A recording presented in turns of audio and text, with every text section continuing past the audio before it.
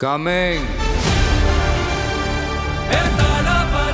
இந்த படத்தோட ரிவ்யூ பார்க்க போறதுக்கு முன்னாடி ஒரு விஷயத்தை கண்டிப்பா நம்ம மறந்துருக்க மாட்டோம். இந்த படம் டெலிகிராம்ல ஏற்கனவே ரிலீஸ் ஆயிடுச்சு, அதுவும் HD வெர்ஷன்ல. அதுக்கப்புறம் இன்னைக்கு தான் ரிலீஸ் ஆயிருக்கு. மெட்ராஸ் ஹைகோர்ட்ல சென்னை போலீஸ் கொடுத்த இன்ஃபர்மேஷன் என்ன தெரியுமா? ஒரு 20 டேஸ்க்கு முன்னாடி சுமார் 1.2 crores மக்கள் டெலிகிராம் ஒரு இல்லீகல் வெப்சைட் மூலமா ஆல்ரெடி பார்த்துட்டாங்க அப்படின்னு அபிஷியலா அனௌன்ஸ் பண்ணியிருந்தாங்க. சரி, இந்த படத்தை தான் ஏற்கனவே பார்த்துட்டாங்களே எல்லாரும், இனி தியேட்டர்ல ரிலீஸ் ஆனா என்ன, மத்த படம் மாதிரி தான் இந்த படமும் ஓவர் ஹைப்லாம் இருக்காது. முக்கியமா ஃபர்ஸ்ட் டே ஃபர்ஸ்ட் ஷோன்னு சொல்லிட்டு ஒரு கும்பல் சுத்தம் தெரியுமா, 1500 ரூபாய்க்கு விற்கிறதுக்கு. அந்த கும்பலுக்கு பெரிய நஷ்டம் தான் அப்படின்னு நினைச்சிட்டு பார்த்தா பைபிள்ங்க இன்னமும் 9 மணி ஷோவை 4000 ரூபாய் 5000 ரூபாய் சொல்லி வித்திட்டு இருக்குதுங்க அதிகபட்சம். அதையும் வாங்குறதுக்கு ஆள் இருக்காங்கன்னா பாத்துக்கங்களேன். சாதா மேன் தான் பேபி, ஆனா செய்யற சம்பவம்லாம் சூப்பரா இருக்கும்னு சொல்லுவாங்க. விக்கிறவங்கள திருத்த முடியாது, நமக்கு தெரிஞ்சு போச்சு. ஆனா வாங்குறவங்க கொஞ்சம் யோசிச்சு பாருங்களேன். முன்னாடி நாள் பஸ் பிடிச்சீங்கன்னா பெங்களூருக்கோ கேரளாக்கோ அடுத்த நாள் காலைல போய் சேர்ந்துடலாம். அதிகபட்சம் பஸ் டிக்கெட் எவ்வளவு இருக்கும்? போறதுக்கும் வர்றதுக்கும் சேர்த்தே ஒரு 1200 ரூபாயில இருந்து 500 ரூபாய்க்குள்ள இருக்கும். ஏசி பஸ் சொல்றேன். அதுக்கப்புறம் டிக்கெட் ரேட்டு ஒரு 500 ரூபான்னு வச்சுக்கோங்க. ஊர் சுத்தின மாதிரி ஆச்சு, படத்தை பார்த்த மாதிரி ஆச்சு. அப்படி ஒரு படத்தை பார்த்து தான் ஆகணுமா அப்படின்னு ஒரு சிலர் கேட்பீங்க. பாக்குறதுக்கு அத்தனை பேர் இருக்காங்களே,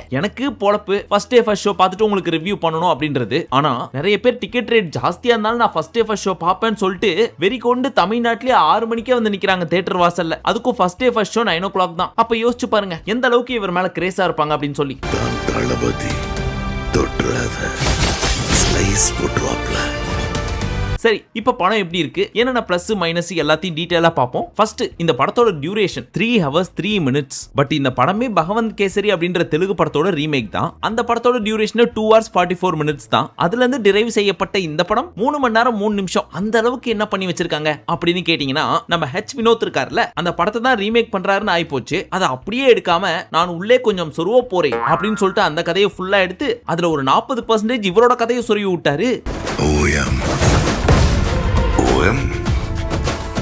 அழிவு. ஆக்சுவலி ஃபுல் படமும் பார்த்து முடிச்சதுக்கு அப்புறம் என்ன தெரியுமா ஃபீல் வந்துச்சு? கண்டிப்பா இந்த படத்தோட ஸ்டார்ட் டேட் இருக்கும் தெரியுமா, பூஜை போடுற நாள் அன்னைக்கே முடிவு பண்ணிருப்பாங்க ரிலீஸ் டேட்டை. கண்டிப்பா இது எலெக்ஷனுக்கு முன்னாடி வரணும், ஏன்னா இந்த எலெக்ஷனை பேஸ் பண்ணி நிறைய பாயிண்ட்ஸ் உள்ள இறக்க போறோம் அண்ட் ஒரு சில டயலாக்ஸும் வைக்க போறோம். இதை பார்த்து முடிச்ச மக்கள் கண்டிப்பா மாற்றம் தேவை அப்படின்ற ஒரு ஃபீலுக்கு வருவாங்க. அவங்களுக்கு ஒரு கான்ஃபிடன்ஸை நம்ம கொடுக்குறோம் அப்படின்ற மாதிரி நிறைய விஷயங்களை படத்துல வச்சிருக்காங்க. உதாரணத்துக்கு தமிழ்நாட்டில் தற்போதைய எதிர்க்கட்சி என்ன இருக்கோ அதுக்கு அகைன்ஸ்டாவும் சரி, ஜாதி ஓட்டு மத ஓட்டுன்னு சொல்லிட்டு ஓட்டை பிரிக்கிறாங்கல்ல, அவங்களுக்கு அகைன்ஸ்டாவும் சரி, ஊழல் கொலை கொள்ள கற்பழிப்பு இந்த மாதிரியான பிரச்சனைகள் எல்லாம் தட்டி கேட்கிற மாதிரியான ஒரு சிச்சுவேஷன் கிரியேட் ஆகுது. அது தட்டி கேட்கறது மட்டும் இல்லாம அங்க ஒரு சில டயலாக்ஸ் எல்லாம் பேசுறாரு. அந்த டயலாக்ஸ் எல்லாம் படத்துக்கு படமாவும் இருக்கு. தமிழ்நாட்டு மக்கள் இந்த எலெக்ஷன்ல ஓட்டு போறதுக்கு முன்னாடி இத மைண்ட்ல வச்சுட்டு ஓட்டு போடுங்க அப்படின்ற மாதிரியான நிறைய பாயிண்ட்ஸ் உள்ள வச்சிருக்காங்க. மக்களுக்கு நல்லது பண்றதுக்கு அரசியலுக்கு வாங்குறானா, கொலை பண்றதுக்கு அரசியலுக்கு வரீங்க. அப்படி இருக்கிறப்போ ஏகப்பட்ட பிரச்சனை மாறி மாறி வருது. இப்போ உள்ளுக்குள்ள இந்த டீமுக்கு ஒரு பெரிய பிரஷர் கிரியேட் ஆகும்ல. முக்கியமா இந்த படத்தை எலெக்ஷனுக்கு முன்னாடியே ரிலீஸ் பண்ணோம் அப்படின்னு பிளான் பண்ணி தான் நிறைய விஷயங்களை நம்ம மைண்ட்ல வச்சு எடுத்தோம் அண்ட் ஒரு சில டயலாக்ஸும் வச்சோம். அப்படி இருக்கிறப்போ இப்ப கிட்டத்தட்ட ஏப்ரல் மாசமே ஸ்டார்ட் ஆயிடுச்சு. அடுத்த மாசம் மே எலெக்ஷன் டைம். அப்பவும் ரிலீஸ் ஆகலன்னா மக்களுக்கு எப்படி அவேர்னஸ் கொடுக்க முடியும் அப்படின்னு பயந்துட்டு இருக்கிறப்போ பொசுக்குன்னு டெலிகிராம்ல படம் ரிலீஸ் ஆகி போச்சு. 10,000க்கு 1000 லட்சம் மக்கள்லாம் கிடையாது, 1 கோடி மக்களுக்கு மேல பாத்துருக்காங்க இந்த படத்தை. சோ இப்ப நம்ம விஜய் அவர்களுக்கு இதை நினைச்சு பெருமைப்படுறதா இல்ல படம் ரிலீஸ் ஆயிடுச்சேன்னு வருத்தப்படுறதா அப்படின்ற ஒரு ஸ்டேட்டுக்கு போயிட்டார். இதெல்லாம் ஏன் சொல்றேன் அப்படின்னா, படம் பார்த்தவங்களுக்கு நல்லாவே தெரியும். திரும்பி போற ஐடியாவே இல்ல. I am coming. இந்த படத்துல இந்த பாபி டியோல் கேரக்டர் இருக்குல்ல, அந்த கேரக்டர் மட்டுமே கிட்டத்தட்ட செகண்ட் ஹீரோ லெவலுக்கு நடிச்சிருக்கு. அவருக்கு மட்டுமே ஒரு தனி கதை எழுதிருக்காரு வினோத். அதுதான் உள்ள சொருவப்பட்ட அந்த புது கதை, பகவந்த் கேசரியில இல்லாத கதை. அந்த கதை நல்லா இருந்துச்சா அப்படின்னு கேட்டீங்கன்னா இருந்துச்சு நல்லா. ஆனா ரொம்ப நல்லா இருந்துச்சா அப்படின்னு கேட்டா கண்டிப்பா இல்ல அப்படின்னு தான் சொல்லணும். ஏன்னா படத்துல இவரோட போர்ஷன் மட்டுமே ரொம்ப லென்த்தா போயிட்டே இருக்கு. சோ அதெல்லாம் கொஞ்சம் ட்ரிம் பண்ணிருந்தாங்க அப்படின்னா இன்னும் கொஞ்சம் இன்ட்ரெஸ்டிங்கா இருந்திருக்குமோ அப்படின்ற ஒரு ஃபீல் கிடைக்குது. இப்போ நம்ம தளபதியோட போர்ஷனுக்கு வருவோம். மாசான பிஜிஎம், பயங்கரமான சாங்ஸ், டான்ஸ், லாஸ்ட் படம். சோ தியேட்டர் ஃபுல்லாவே பிளாஸ்ட்னு தான் போயிட்டு இருக்கு. எஸ்பெஷலி நான் பார்த்த தியேட்டர் இருக்கே, நான் மட்டும் தான் கத்தல. ஏன்னா இங்க வந்து பேசணும்ல, அதனால வாய்ஸை பாத்துக்கணும் அப்படின்னு சொல்லி ஜஸ்ட் கை மட்டும் தட்டிட்டு விட்டுட்டேன். ஆனா என் பக்கத்துல இருக்கிறதுங்களும் சரி, முன்னாடி பின்னாடி இருக்கிறதுங்களும் சரி, அவ்வளவு ஏன் மேல உட்காந்து ஆபரேட் பண்றாரு ஆபரேட்டர் மாமா, அவரும் சரி கத்தி விசில் அடிச்சு தொண்டையை கீச்சிருப்பாங்க போல இருக்கு. வெளியே வர்றப்ப காது கொய்ங்குது.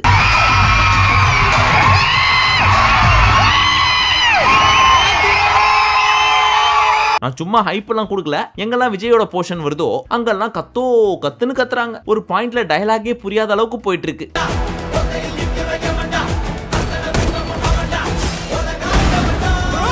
சரி படத்தோட ஸ்டோரி என்ன அப்படின்னு கேட்டீங்கன்னா சொல்ல மாட்டேனே. நம்ம என்ன கதையை சொல்லியிருக்கோம், ஆனா ஒண்ணு மட்டும் சொல்றேன், இது கண்டிப்பா ஹெச் வினோத்தோட படமே கிடையாது. எந்திரன் படத்துல ப்ரொஃபசர் போரா இருப்பார் தெரியுமா, அவரோட ஸ்டோரி தான் இது. ஆமா, விவேகானந்தர் அங்க எங்க வந்தாரு? அவர் என்ன சொல்லுவாரு, நான் ரோபோவெல்லாம் ரெடி பண்ணி அண்டை நாடுகளுக்கு சண்டை போறதுக்கு கொடுத்து அதுல காசு பாப்பேன் அப்படின்னு சொல்லுவார் தெரியுமா. அந்த பிளானை நம்ம ஹெச் வினோத் ஆட்டைய போட்டாரு. எப்படி கதையும் சொல்லாம ஒரு மாதிரி உங்களை குழப்பி விட்டனா. சூப்பர். படத்தோட பிக்கெஸ்ட் பிளஸ் என்ன அப்படின்னு கேட்டீங்கன்னா நம்ம அனிருத்தோட மியூசிக். சும்மா பிஜிஎம்மும் சரி சாங்கும் சரி தியேட்டரே தெரிக்கிற லெவலுக்கு இருக்கு. எஸ்பெஷலி இவரோட மாஸ் மொமெண்ட்ஸ் எல்லாம் இருக்கும் தெரியுமா, அங்கெல்லாம் சும்மா பிளாஸ்டா இருக்குது. பாபி டியோலுக்குன்னு ஒரு பிஜிஎம், தளபதிக்குன்னு ஒரு பிஜிஎம், பிரகாஷ் ராஜுக்குன்னு ஒரு பிஜிஎம், அவ்வளவு நம்ம மமிதா பைஜுக்கும் தனியா ஒரு பிஜிஎம். சோ மியூசிக் வைஸ் எப்பவும் போல நம்ம அனிருத் அவர்கள் நம்மள எங்கேயுமே டிசப்பாயிண்ட் பண்ணல. பொண்ணுங்களுக்கு பயம் இருக்க கூடாது சார். விஜய புலி மாதிரி வளர்க்கணும். தியேட்டர்ல போய் படத்தை பாக்குறப்போ ஒரு சில கேரக்டர்ஸ்லாம் ஹீரோ கூடவே டிராவல் பண்றாங்க. அதெல்லாம் யாருன்னு பார்த்தா இப்போ சட்டசபையில உட்கார்ந்துட்டு இருக்காங்க தெரியுமா ஒரு சில எம்எல்ஏஸ், அவங்கள ஒரு சிலர்லாம் வராங்க. அதெல்லாம் பாக்குறப்போ ஓ எல்லாமே பிளான் தானா சார் அப்படின்ற மாதிரி தான் இருக்கு. பட் எனக்கு அதுலயும் ரொம்ப பிடிச்சது நம்ம புசி ஆனந்தைய ஒரு கேமியோ ரோல் ப்ளே பண்ணிருப்பாரு. தலைவா நீ எங்க இங்க அப்படின்னு தியேட்டரே அலற ஆரம்பிச்சிச்சு. தம்பி போதும்பா. படத்துல நிறைய இடத்துல ஹைப் கொடுத்துட்டே இருக்காங்க. தளபதி யாரு தெரியுமா, அவரோட பாஸ்ட் தெரியுமா, ஐயனார் உடம்புக்குள்ள ஆத்தா புகுந்தா எப்படி இருக்கும் தெரியுமா அப்படின்னு இந்த கேஜிஎஃப் பார்த்து ரொம்ப கெட்டு போயிட்டாருன்னு நினைக்கிறேன் நம்ம ஹெச் வினோத். ஏன்னா இந்த மாதிரி ஒரு மாஸ் ஹீரோக்கு கண்டிப்பா ஒரு மாசான டயலாக்ஸ் எல்லாம் வேணும் தான், இல்லன்னு சொல்ல. ஆனா ஒரு சில டயலாக்ஸ் எல்லாம் பாக்குறப்போ ரொம்ப ஆர்டிபிஷியலா இருந்துச்சு. அதெல்லாம் இக்னோர் பண்ணிட்டு டைரக்டாவே ஸ்லோ மோஷனை காமிச்சு அப்படியே பேக்ரவுண்ட்ல ஒரு பிஜிஎம் போட்டிருந்தாவே கண்டிப்பா அந்த கூஸ் பம்ப்ஸும் இருக்கும். ஐயோ இவ்வளவு பெரிய ஆளா அப்படின்ற ஃபீலும் கிடைச்சிருக்கும். எங்கேயாவது ஆக்ஷன் சீக்வன்ஸ் வருதுன்னு வச்சுக்கோங்க, அதுக்கு முன்னாடி பயங்கர ஹைப் கொடுக்குற மாதிரி ஒருத்தர் பேசுவார். இதை நீங்க கேஜிஎஃப், சலார் இந்த மாதிரி டைரக்டர் பிரதீப் நீலோட படத்துல நிறைய பார்க்கலாம். பட் அது இந்த படத்துக்கு ஒர்க் அவுட் ஆயிருக்கா அப்படின்னு கேட்டா கண்டிப்பா கிடையாது அப்படின்னு தான் சொல்லணும். ஏன்னா தெலுங்கு படத்துக்கோ இல்ல கன்னடா படத்துக்கோ இதெல்லாம் ஒர்க் அவுட் ஆகும். தமிழ் ஆடியன்ஸ்க்கு இதெல்லாம் பாக்குறப்போ தேவையில்லாததோ அப்படின்னு தோணும். அதே மாதிரி படத்தோட டியூரேஷன் 3 மணி நேரம் பண்ணிருக்காங்க. இதுல இன்ட்ரோ, பிளாஷ்பேக் அண்ட் ஃபியூச்சர் எங்கெல்லாம் விஜய் வராரோ அந்த போர்ஷன்லாம் நல்லா இருக்கு. ஆனா ஒரு வில்லன் எப்படி வில்லன் ஆனா அப்படின்றதுக்கான ஒரு கதையை புதுசா சொருவி இருக்காருன்னு சொன்ன தெரியுமா நம்ம ஹெச் வினோத். அந்த கதையெல்லாம் அக்செப்ட் பண்ணிக்கிற மாதிரியே இல்ல. இதெல்லாம் ஒரு காரணமா, இதனாலதான் நீ வில்லன் ஆனியா அப்படின்ற மாதிரி இருந்துச்சு. இதுக்கு பகவந்த் கேசரி அப்படியே எடுத்து வச்சிருந்தா இன்னும் சுவாரஸ்யமா இருந்திருக்குமே அப்படின்ற ஒரு ஃபீல் கிடைக்குது. உயிர் தெழ முடியாத சிலுவையில அறையணும். இப்ப ப்ரீ கிளைமேக்ஸ்னு சொல்லிட்டு கிட்டத்தட்ட ஒரு அரை மணி நேரத்துக்கு ஒரு கதை போதுங்க. அதை பாக்குறப்போ நம்ம ஜனநாயகன் படத்துக்கு தான் வந்திருக்கோமா இல்ல எந்திரனோட பார்ட் 3 ஆன 3.0 தான் வந்திருக்கோமா அப்படின்ற மாதிரி மாத்தி கொண்டு போயிட்டாங்க. இதுல மதன் கௌரி எல்லாம் வராரு. அவரோட போர்ஷன்லாம் பாத்தீங்கன்னு வச்சுங்க, பிரதர் என்ன பிரதர் எப்ப கமாண்டோ வானீங்க அப்படின்னு போய் கமெண்ட் பண்ணுவீங்க. அந்த அளவுக்கு கொஞ்ச நேரம் வந்தாலும் மாசான கேரக்டர் அவர் கொடுத்திருக்காங்க. ஓவரால் படமா பாக்குறப்போ நிறைய போர்ஷன்ஸ் கிட்டத்தட்ட ஒரு 3/4 மணி நேரமே ரிமூவ் பண்ணிருக்கலாமோ அப்படின்ற மாதிரி தான் இருந்துச்சு. அண்ட் அது ரிமூவ் பண்ணியிருந்தாலும் பெரிய இம்பாக்ட் இருந்திருக்காது படத்துக்கு. சோ படம் ஷார்ட்டாவும் முடிஞ்சிருக்கும், இன்ட்ரெஸ்டிங்காவும் போயிருக்கும். சோ அந்த ஒரு 3/4 மணி நேரத்தை பாக்குறப்போ அப்போ படத்துல first hero Vijay, second hero Bobby டியோலா அப்படின்ற மாதிரி ஆயிடுச்சு. என்ன ஓட்டானு தெரியுமா? ஐயோ என்னைய மாதிரியே அழுகிறேப்பா. அப்புறம் இந்த ஆக்ஷன் சீக்வென்ஸ், வெட்டு குத்து சொருகல் இப்படி நிறைய இடத்துல ரத்தம் அப்படியே தெரிச்சு ஊத்துது. அதெல்லாம் பிஜிஎம்மோட பாக்குறப்போ பயங்கர கூஸ் பம்ப்ஸா இருக்கு. இருந்தாலும் இதுக்காக தான் ஏ சர்டிஃபைட் கொடுத்தீங்களா? அப்போ இந்த மாதிரி வெட்டு குத்து கொலை வந்ததுக்கெல்லாம் நீங்க வந்து ஏ சர்டிஃபைட் தான் கொடுத்துருக்கீங்க இதுக்கு முன்னாடி அப்படின்ற கேள்வியும் உங்களுக்குள்ள வரும். ஏய் என்னைய வச்சு ஒன்னும் காமெடி கிமெடி பண்ணலையே.